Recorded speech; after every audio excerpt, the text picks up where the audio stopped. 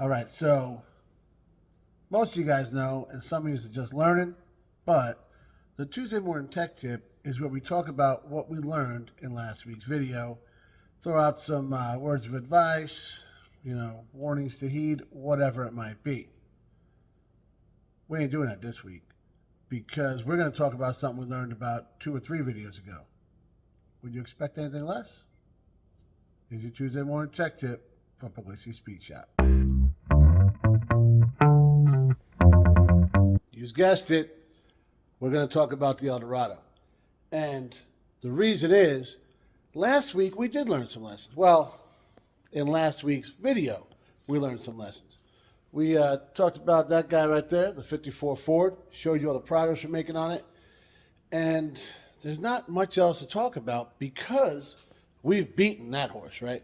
It's dead, brought back to life, and then we shot it, basically, is what's going on. Because we're always talking about it, right? Work on what you love, go ahead and get after it. All these things that we say we're going to do and we don't always do. These things happen. But I figured you guys didn't want to see another video on, well, Chaz, just stop talking about it and do it, right? Which is kind of where we're at with this guy. We drug our feet, and I'm doing it again, in this very sentence, so we're going to stop. But we do have a good lesson to learn. As this guy was sitting in the background, we have been thinking about it. We have been doing some research, and that's really the most important thing. So we're going to sit down and talk about it and maybe hate this car a little bit less. So you guys might remember, a little while back, we did a video talking about using the manuals and like how they've gotten, from the motor manuals, Chilton manuals from the 50s that I have a few of in the back. We went through them, I showed you. And then 60s, 70s, and then late 70s, early 80s, they started, and then now they've really trickled off. You're kind of lucky. You used to be able to walk into any auto parts store and find them, right? At least on the specific vehicle you're working on. And they weren't the best, but they were a good start. And they've really trickled out, too, to where everything's electronic now, right? I mean, I got it. I've seen it happen. You guys know I'm an aircraft mechanic. I've seen it happen in that industry where I love the paper pubs. And now everything's on some kind of computer-based thing. And for a guy like me, it sucks. I'm not a huge computer guy. Probably figured that out by the way I've been working on his caddy. But I'd rather read it, see like a troubleshooting tree or a diagram or illustrated parts breakdown or something. I can get that a lot better than following things that you're clicking along, and it's not my deal, right? So now, like I said, everything nowadays is online, electronic, whatever. And it seems that when we're looking for some kind of troubleshooting thing, we just want the quick fix, right? We're like, okay, what part's broken? Let me throw a part at it. Because that's what our society's become. We're not looking at how the system works. We just want to throw a part at it and fix it. And that's how I was thinking with this one. And that's not the right way to do it. How many times, and you guys, I know you've done this, if you're working on anything, you Google something, a video comes up and you watch it, right? And it's basically some chamoke like me telling you how to do it when he's about 85% sure, right? But he's confident, he can sell you on it. It's not good, right? And I know that's kind of something I shouldn't put out there as YouTube, putting videos out, but that's the truth. That's how it works. So now I have to convince you that you should listen to me right now. Now, I really screwed this one up, guys. But either way, if you remember, back in the 90s, we did have the internet. It wasn't in the palm of our hand, but you'd have a problem. You'd go in the house. You'd get up on your dial-up.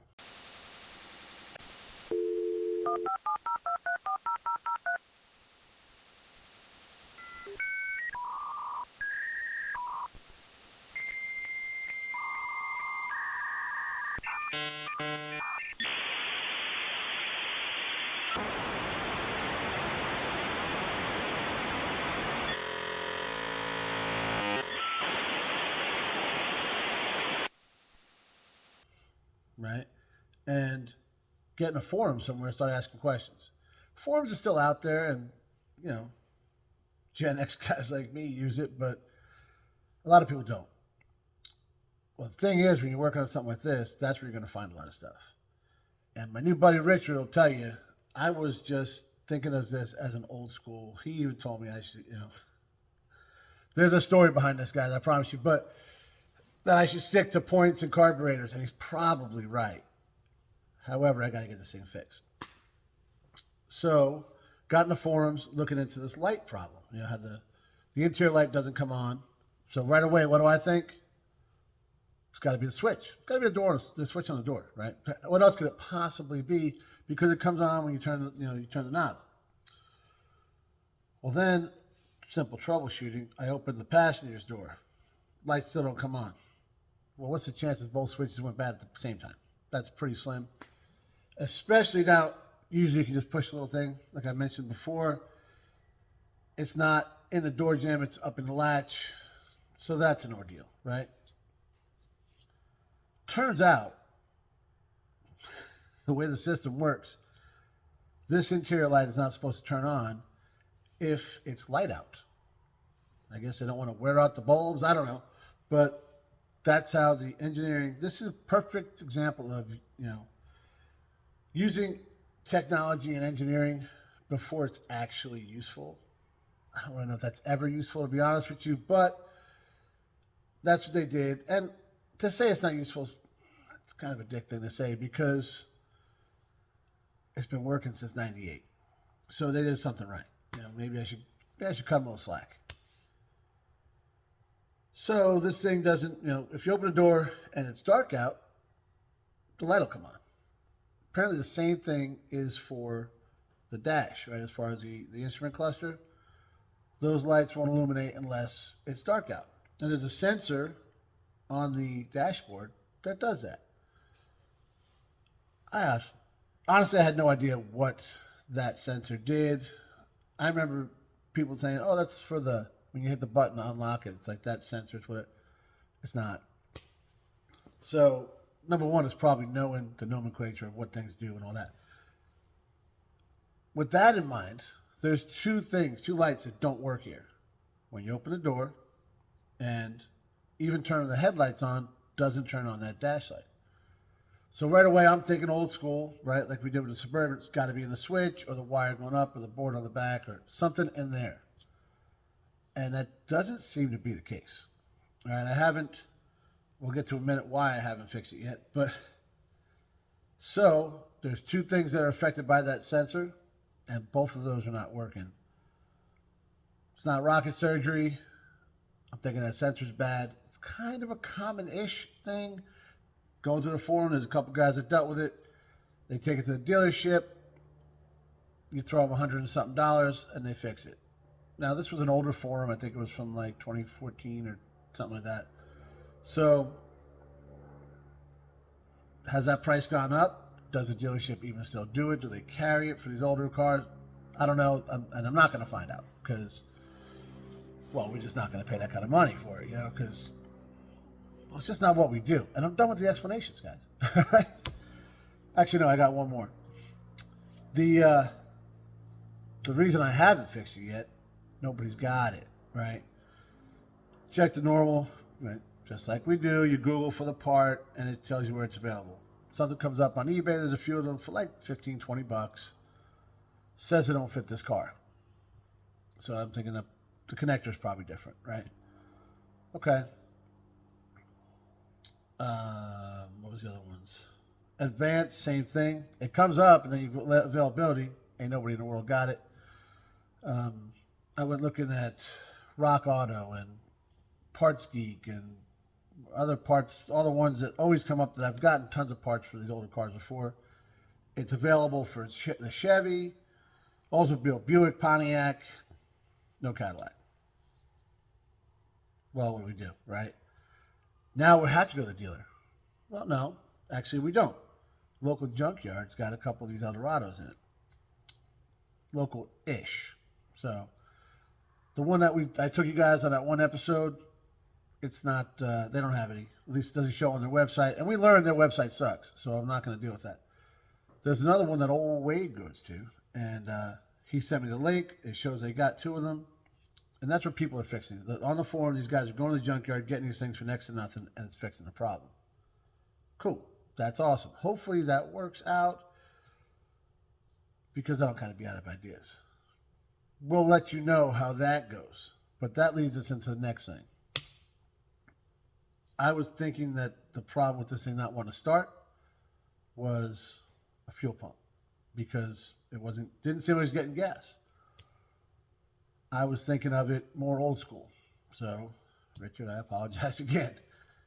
Then I started remembering when we had that 04 SRX, Megan's actually favorite car she's ever owned, which is hard to believe. God, it's crazy to believe, because she also had a 53 Caddy and a 49 Dodge. So the fact that that's her favorite, you love what you love. So we'll let her have it. But that car had a problem. We just didn't want to start one day. It threw a code, and it was for the throttle body. Changed the throttle body, thing ran like $1 million after that. So I started thinking about this as what it is instead of what I want it to be, right? And pulled out my old handy dandy code reader. Found 42 codes stored in the computer. So there's that. Some of them are just whatever. It probably hasn't been cleared out, in 100 years. But I found one specifically. Now, it's not popping a light, but this could have happened as it was sitting, and maybe it hasn't run enough to do that, because throw that P bit. You don't even know what it's going to, But we've got, what are the codes? I'm trying to remember. I don't remember numbers. But there was a couple for the O2 sensor. That's probably not going to cause that. Now, these are also stored. Somebody might have changed this over the years, cleared the code, but not cleared the memory. That's a problem, too.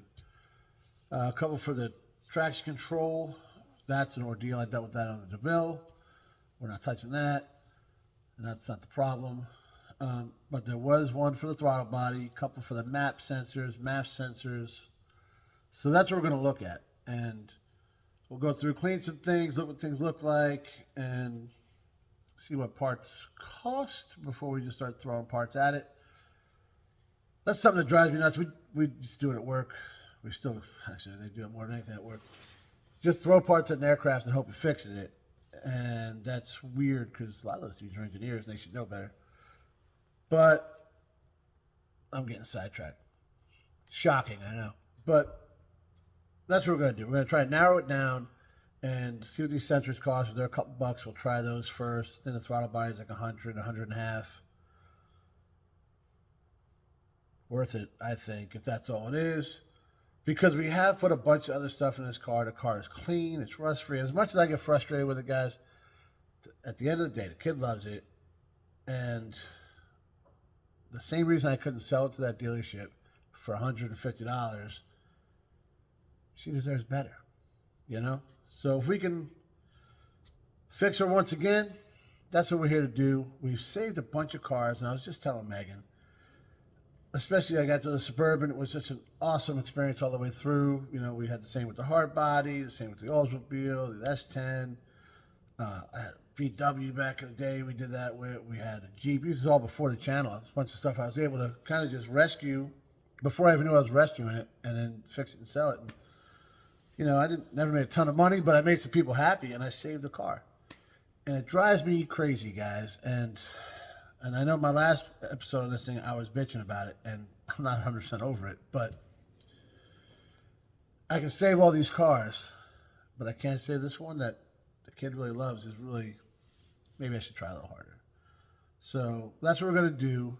I've stepped back, cleared my head, which is all good things to do when you're getting frustrated, and thought about this as to what it is. It's not, a 65 Chevy. It's not a 65 Caddy. It's a 98 Eldorado that has a ton of electronics in it, all these sensors that tell you everything. Utilize that stuff, guys. There's tools out there to do this stuff with. There's resources online. Rather than looking for the quickest video, look through the forums, look through all that kind of stuff where you actually see troubleshooting, and there's stuff of So people put schematics up there that you can't find, all that kind of stuff. And it's the stuff that's missing from those newer manuals too. So it's make an educated decision. I think that's what we're doing. Obviously, I'm in a little bit better frame of mind. And with that being said, I'm going to get back to finishing waxing this thing up. So this way she looks real good when we either figure it out or give up.